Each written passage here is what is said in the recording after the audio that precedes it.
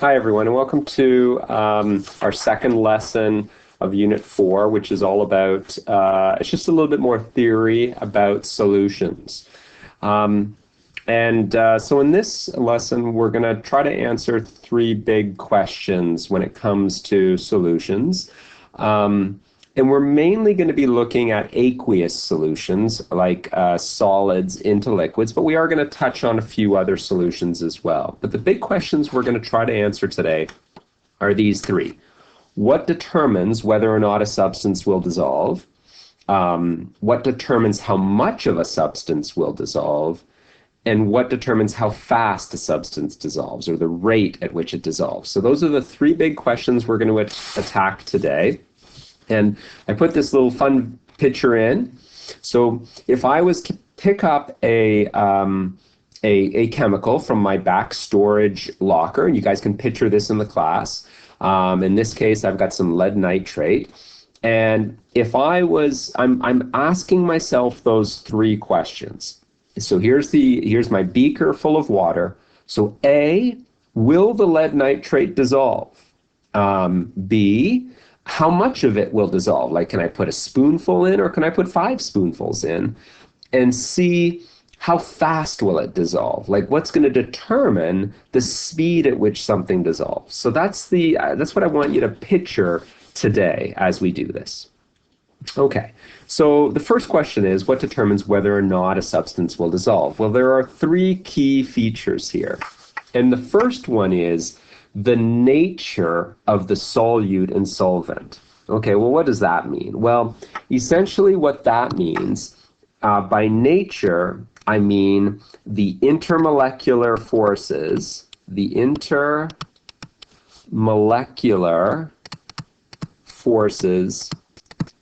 involved. Okay. Well, I know some of you are kind of going, oh, well, I know you've talked about these intermolecular forces, but what do you mean by that? Well, what I mean is there are there polar molecules involved, or are they non-polar? Okay. And so therefore, if they're polar, you know that there'll be attraction between them.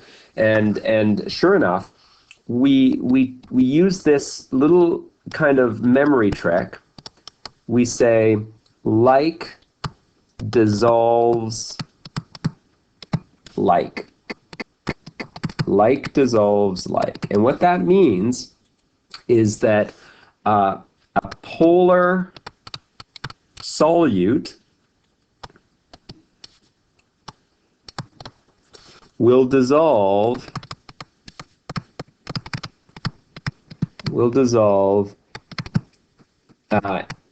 in a polar solvent. Okay, so look at this. Like dissolves like. A polar solute will dissolve in a polar solvent. Well, let me show you what I mean here. And so what I'll say is that, for instance, if we look at water, which is the universal solvent, so we're going to be using water a lot, and if we use NaCl. So NaCl is salt, it's table salt. And I know these diagrams are kind of small, but you know that for most ionic substances, they're made up well, all ionic substances are made up of a positive ion and a negative ion, so Na and Cl. So we know that ionic substances are polar. They're polar. And water, we know that it has a negative end to it and a positive end to it, and that's because we've done the difference in electronegativity, the delta En. And when we do the delta En for water, we would do the electronegativity of oxygen minus the electronegativity of hydrogen, and we get a value of 1.4. That's the delta En, and we know that any value that is greater than 0.5 is polar, so we know that this is a very polar molecule. Okay, so we've got a polar solvent and we've got a polar solute. We know that it's going to dissolve. And sure enough, we would have all predicted that, yes, salt dissolves very well in water. So a polar solute, like salt, will dissolve in a polar solvent. Okay, so just remember that to assess polarity, for if you want to ask yourself, well, is something polar? To assess polarity, you need to calculate the delta En. Okay, and just remember that I'll just put a little note here that all ionic compounds are polar.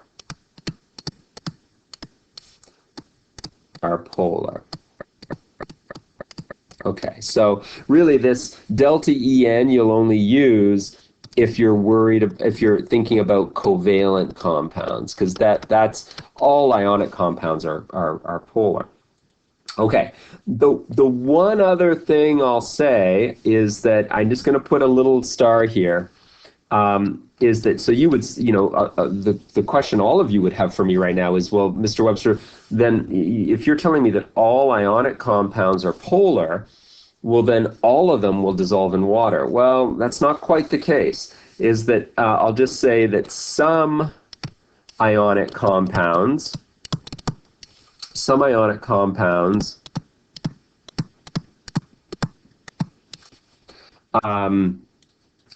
have very, and I'll put here, underline it a few times, have very strong ionic bonds. Have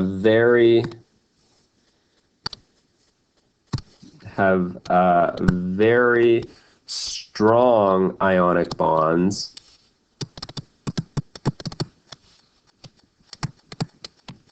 so that water cannot pull them apart.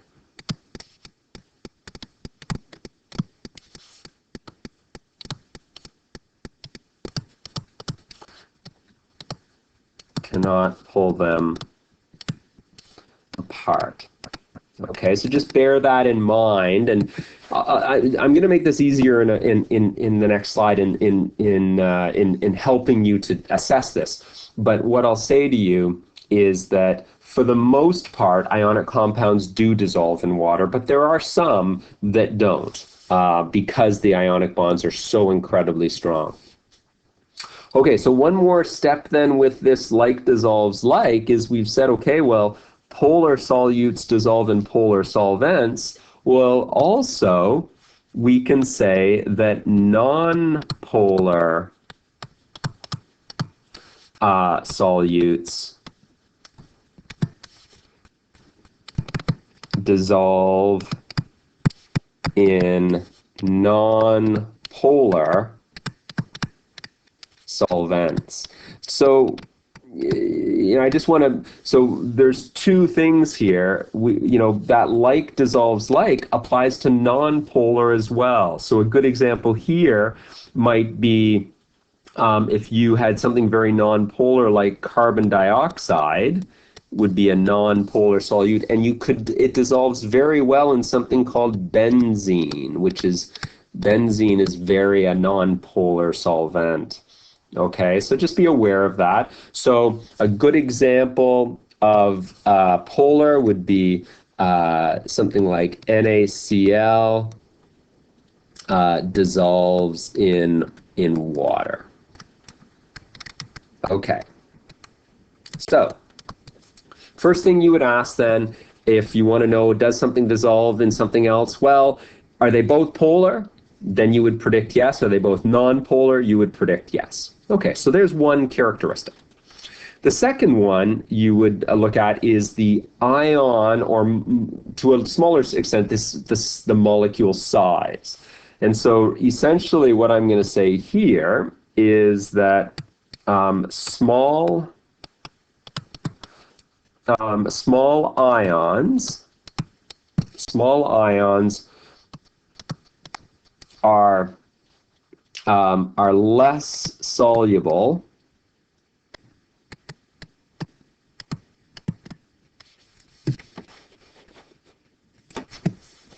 than large ions.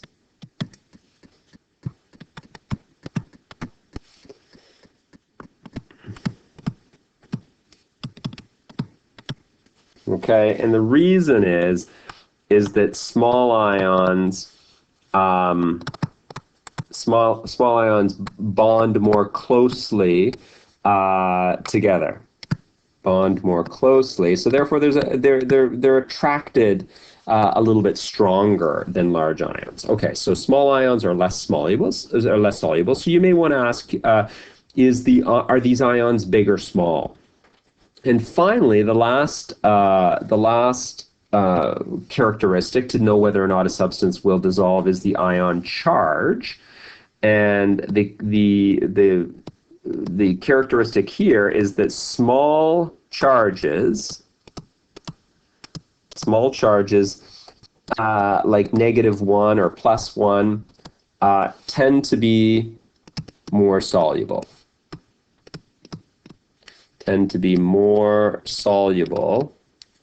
And basically it's because that as you increase the charge, so +2, +4, or -2, -4, you increase the force holding the ions together.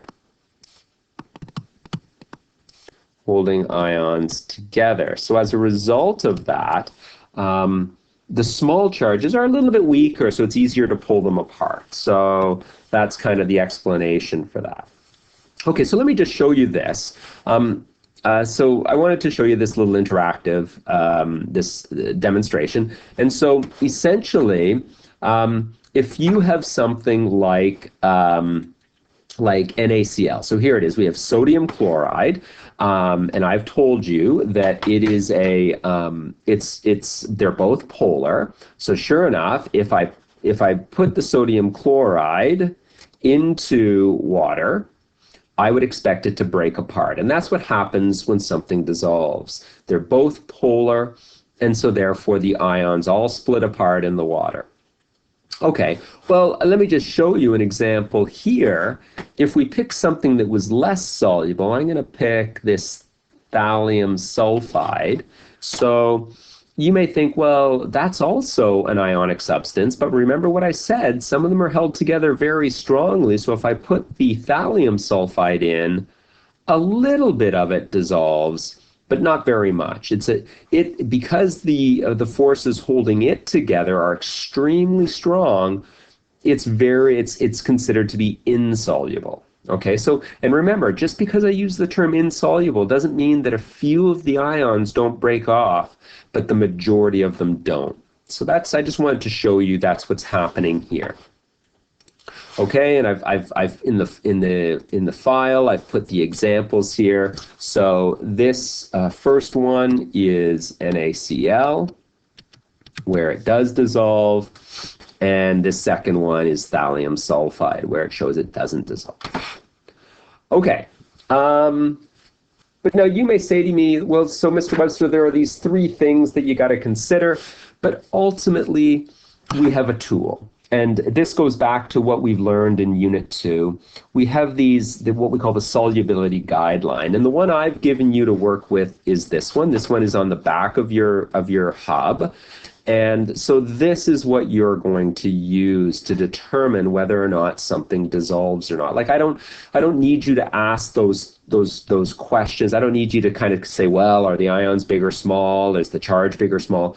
Really, you're lucky that you've got this tool that you can use. And just a reminder for how we use this tool. So the question is sodium phosphate soluble? So look at this. I'm going to draw sodium. and then phosphate. Now I know that sodium is a +1, phosphate is a -3, so sodium phosphate is Na3PO4. So is that soluble? Well, the trick to using the solubility guideline is that you start by looking at the anion. So I'm going to find phosphate in my guideline, and sure enough, I see it right there. So I'm using this column. So at this point, I'm only worried about this column. Okay, then I find sodium. Is it in the top row or the bottom row? Well, sodium is a group 1 ion. It's in the first column of the periodic table. So therefore, this is where, for sodium phosphate, it's the top row, and it's highly soluble. So is sodium phosphate soluble? My answer to that question would be yes. I know that if I were to put sodium phosphate into water, it would break apart. And just to show you, it would break apart like this. So Na3PO4 solid, if I put it into water, would form, it would all spread apart, just like I showed you on that little applet. It would make 3 NAs and then 1 PO4 -3. So as it hit the water, it would spread apart. Okay, well, what about another one? How about, is lead 2 phosphate soluble? Well, again, you start by going to the anion. So here, I'll just draw it. It's lead +2, that's what the 2 tells me, and then phosphate is -3, so I'd crisscross my charges. I'd put a 3 there and a 2 there, so there's lead phosphate. So as I put it in, I'm dealing with that same column. And then where's lead? Where's lead +2? Well, lead isn't in group 1, and lead isn't NH4. Oh, so it is down here. Let me use a different color here. So this one is down here. It's in the most, and so therefore it is insoluble. So I would say, no, it's not soluble. And so if I were to put this Pb3PO42, if I was to put that solid into water, nothing happens. No change. It would basically fall to the bottom of the container. Now, maybe a few of them would break off, but essentially, this is an insoluble compound. Look at this. It's low solubility, and so it's going to fall to the bottom, just like in our example that thallium sulfide did. Okay, so in terms of knowing whether or not something will dissolve, there are 3 things. Right here, there are 3 things. The nature, so are they both polar or both nonpolar? The ion size and the ion charge. But you have a quick tool that you can use, which is the solubility guideline, and that's going to help you to make the prediction. Okay, so from a theory standpoint, you should know those 3 characteristics, but from a practical standpoint, you're going to use your solubility guideline. Okay. Next question. What determines how much of a substance will dissolve? So first of all, you need to know the temperature of the substance of the water, let's say.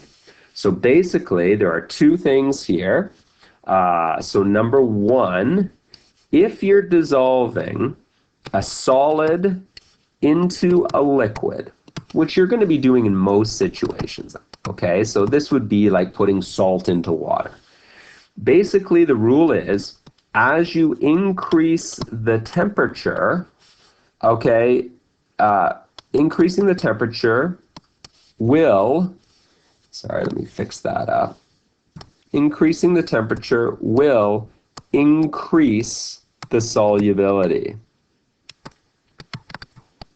Solubility. Oh, sorry, you guys. Will increase the solubility. And look at this graph here. This kind of shows it to you, that look what happens as you increase the temperature on the x-axis. Look what happens to the solubility of most ionic compounds. So you can see the solubility increases. All of them are moving up. Now, look at this. It's interesting. NaCl, it moves up, but not very fast. So that's interesting. So it doesn't have a huge impact on NaCl. But look at this. There is actually one of them that decreases. It's the cesium sulfate. So that's interesting. It's not a. It's a pretty consistent rule, but not always. Okay. I'm going to show you another one. This is interesting. Is that if I was dissolving a gas into a liquid, so just imagine if you're putting carbon dioxide into water, which is what SodaStream does.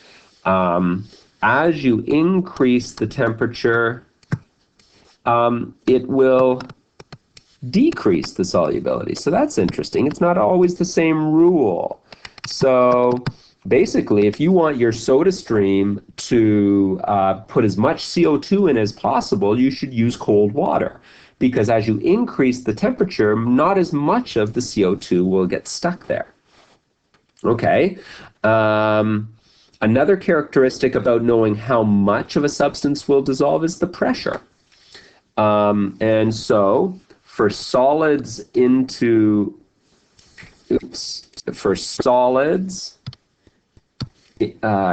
liquids, for solids into liquids, so that's like salt into water, there's no effect. There's no effect. You can increase the pressure and it makes no difference. However, so that would be number one. And then for number two, for gases into liquids, so this is like, again, it's like CO2 going into water, like in carbonated drinks. Okay, for gases into liquids, increasing the pressure will increase the solubility.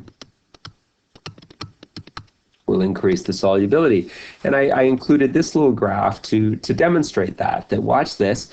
Notice on the x-axis, they're increasing the pressure. Don't worry about, we're going to learn more about pressure and stuff in Unit 5. But just, I'll tell you that as you go across the x-axis, you're increasing pressure. And then look at the solubility. The solubility of those gases is increasing. So there you go. So these two combined, like if you want to think about your SodaStream, is that you should, if you want to get as much of the CO2 into your soda as possible, you would decrease the temperature and you would increase the pressure. And this is why when you open a pop like a can of Coke is under pressure. So when you open it, it makes that popping noise as a bunch of the CO2 comes out of the liquid. And that's because it's under less pressure now. Now, not all of the CO2 leaves it, and you can tell that because, when you drink the pop, it kind of bubbles on your tongue and gives you that flavor sensation, that sensation of it bubbling. But eventually, if you were to leave it for a long period of time, eventually all of the CO2 would come out of solution. Okay, so that's the second question, which is what determines how much of the substance will dissolve? Well, you would ask me, well, what's the temperature and the pressure? Okay, for the last question is how fast will a substance dissolve? And I think a lot of you probably talked about this in grade 9. But, so there is a little part of the chemistry unit where we talk about rates, the rate of dissolving. And so there are 4 key features. And here they are. The first one is temperature. Okay, so for temperature, again, there are 2 things we've got to consider. If it's solids into liquids, basically increasing the temperature will increase the rate. Okay, so in other words, if you're trying to dissolve sugar into water, like maybe into coffee, the hot coffee will dissolve it faster. Okay. Now, for gases into liquids, convert gases into liquids, increasing the temperature will decrease the rate. So it's kind of the same thing as the amount. And so it affects it in the same way when you're thinking about the rate. So the amount of solid that will dissolve will increase with temperature, and so will the rate, and vice versa for the gases. Okay, agitation, and another word for agitation is stirring. So if you were to stir it as you tried to dissolve it. So basically, for all solutions, so it doesn't matter what type, for all solutions, increasing the agitation or increasing the stirring will increase the rate. So you're going to get things to dissolve faster if you stir them. Okay, surface area. Okay, so surface area is basically, we are referring to the size of the particles. The size of the particles that you're using. Okay, and this applies more to solids, obviously, but just imagine, and this is a pretty good, example, is imagine that you had a sugar cube. So that's a pretty big particle. So you had this big sugar cube versus grains of sugar. Like a lot of this, if you have a sugar bowl, that you have grains of sugar, so obviously you'd have to use a spoon to get out the grains of sugar. So obviously for a sugar cube, they are big particles, and for the grains that you get out with a spoon, they are small particles. And basically what surface area says that as you increase the surface area, and what I'll say is small grains, here I'm going to make a little note over here, small grains have a high surface area, big particles have a small surface area. So basically, as you increase the surface area, that's like with the grains, you will increase the rate. So if you want your sugar to dissolve faster, you should use the grains. You should get a spoon and spoon out grains. Sugar cubes will dissolve slower. Okay, so the grains, I'll just say here, I'll make a little note, will dissolve faster. Okay, the last thing is that affects the rate is the amount of solute already dissolved. And what we mean by that is that when you spoon the sugar in, it dissolves a lot faster right to begin with than near the end. And so the rule here is that as you increase the amount of solute dissolved, as you increase the amount dissolved, will decrease the rate. So in other words, I'll just kind of show you this, is that I'll show it to you in terms of a graph, is that if this is time, and this is and this is what we call the concentration on this graph, is that at the very beginning, it's going to dissolve really quickly. So my graph is really steep, but then over time it flattens out. So in other words, the rate, and the rate, by the way, is the slope of the line. The slope is very fast at the beginning, but then it gets slower and slower and slower. So basically, it'll dissolve really quickly when there's not very much in there, but it won't dissolve very fast at all once a lot of the sugar is already in there. Okay, I wanted to show you one last thing in this lesson, basically is a little bit of the characteristics of dissolved solutions. And I wanted to speak specifically about ionic versus covalent solutions. And I think this will tell you a little bit about these solutions. And the question I'm going to ask is, will a solution conduct electricity?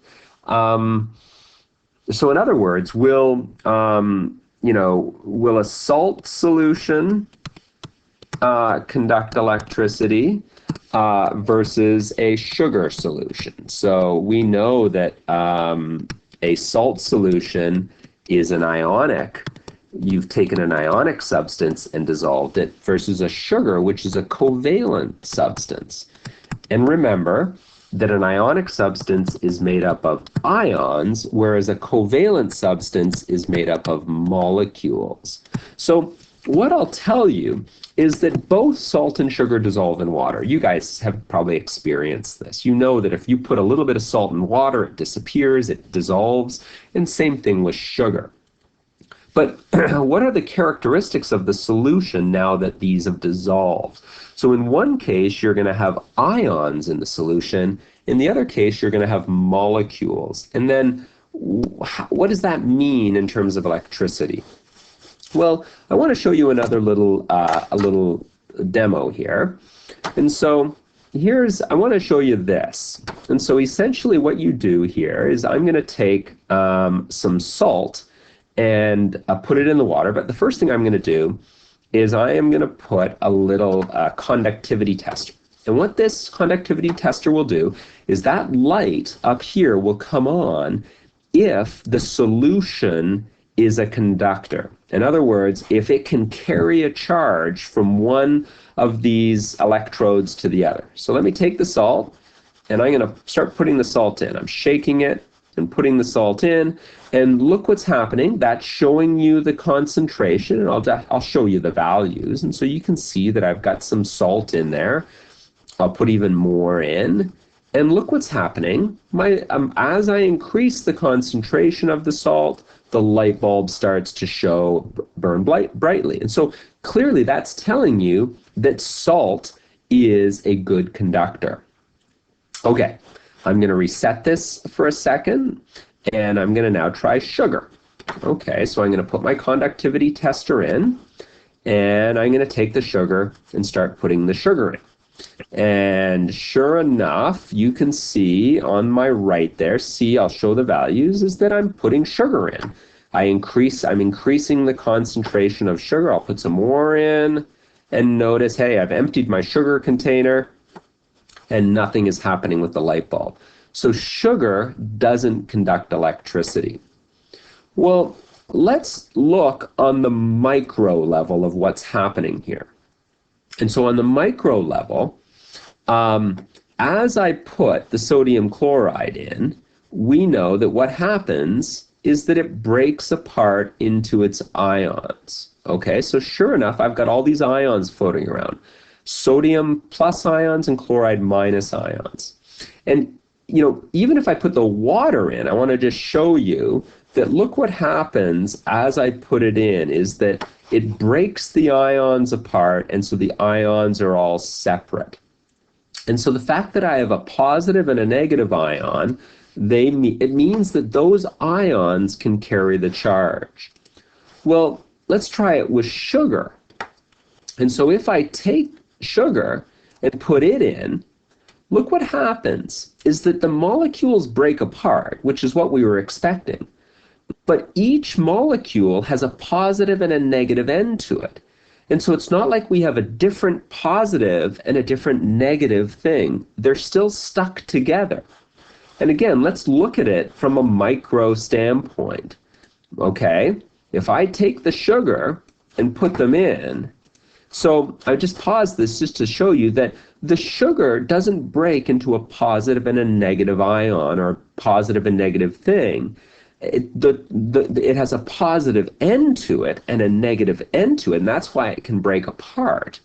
But it doesn't, the whole thing isn't positive or negative. And that's the key in this situation, is that because the ions, this has a positive and a negative particle, okay, they're a separate particle. These particles, these different particles,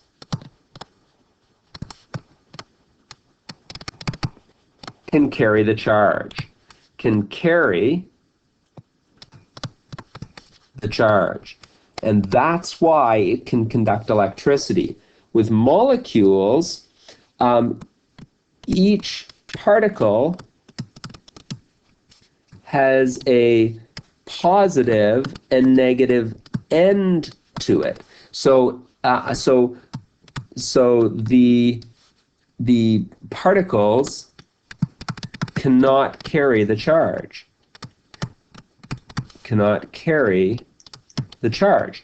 In other words, in this case, and I'll just go to I've included a diagram here to show you, is that in the case of the salt, the positive, here I'm going to get a different color, the positive NAs are going to start migrating towards the negative electrode, and the negative CLs are going to go towards the positive electrode, and as a result of that, you get a flow of charge. So you get a circuit. You get this circuit that flows, okay?